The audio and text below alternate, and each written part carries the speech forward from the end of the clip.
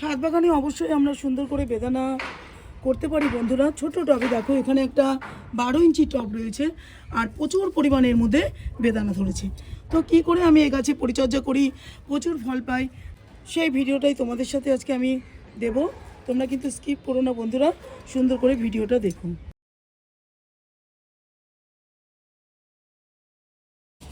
চলে এসেছি বন্ধুরা, আজকে ছাদ বাগানের একটা আনার গাছের ভিডিও তোমাদের সামনে নিয়ে এসেছি।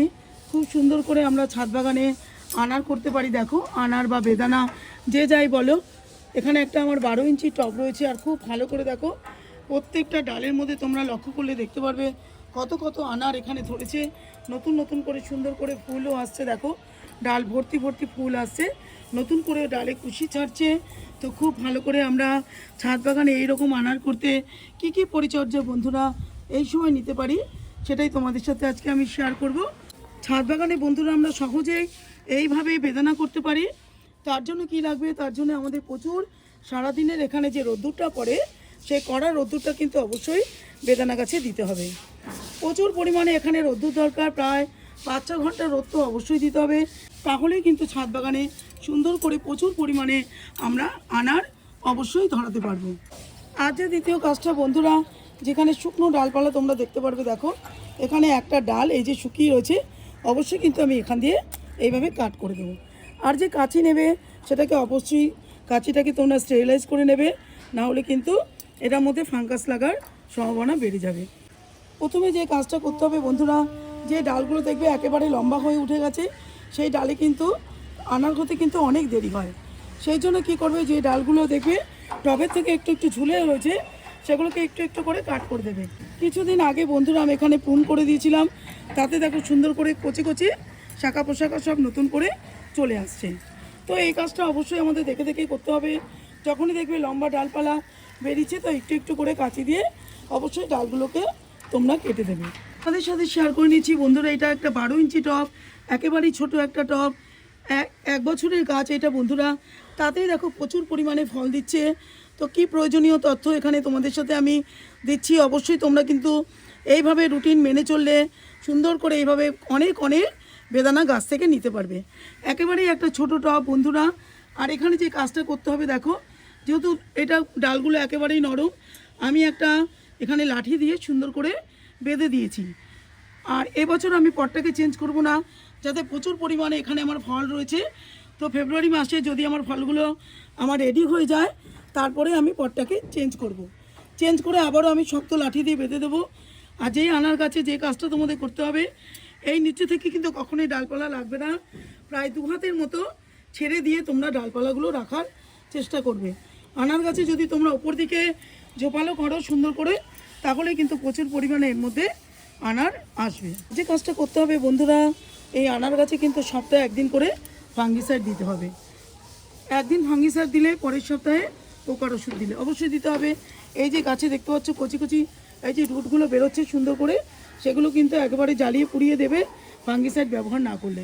সুন্দর করে এই পাতাগুলো থেকে যে নতুন করে কুশিগুলো থেকে ডালগুলো বেরোবে, এগুলো আর বেরোবে না, আর সুন্দর করে ফল আসবে না। প্রত্যেকটা ব্রাঞ্চের মাথার মধ্যে দেখতে পারবে সামনের দিকে কিন্তু ফল আসে। অবশ্যই এই মুখগুলোকে আমাদের সুন্দর করে দেখতে হবে, যাতে কোনো পোকা খেয়ে নষ্ট করে না দেয়। তো অবশ্যই এদিকে খেয়াল রাখতে হবে। টবের মাটিতে অবশ্য করে বোরন ব্যবহার করতে হবে।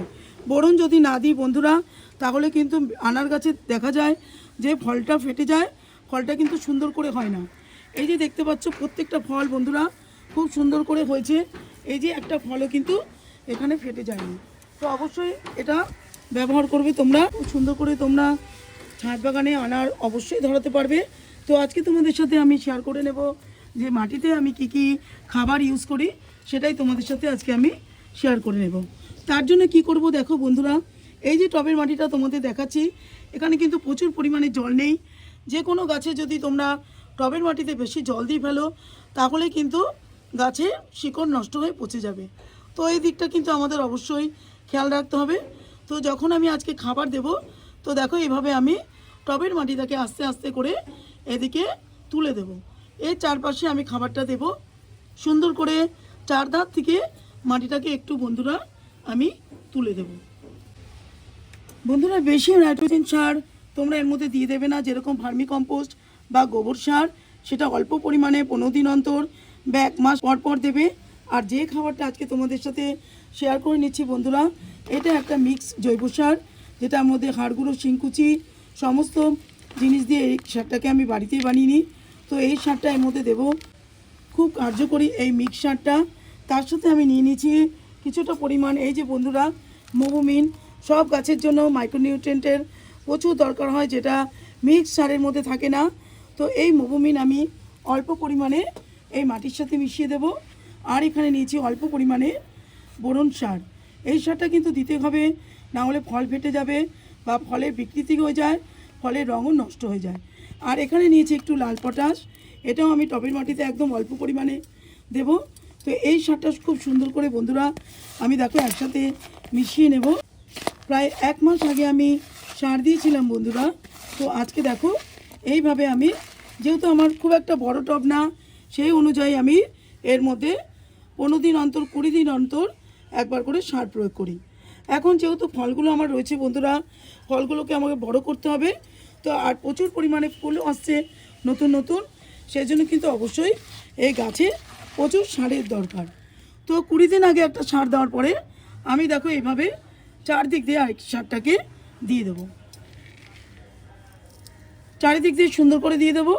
আর যে মাটিটা বন্ধুরা আমি তুলে রেখেছিলাম, সেটাকে আমি আস্তে আস্তে দিয়ে এইভাবে আমি ঢেকে দেব।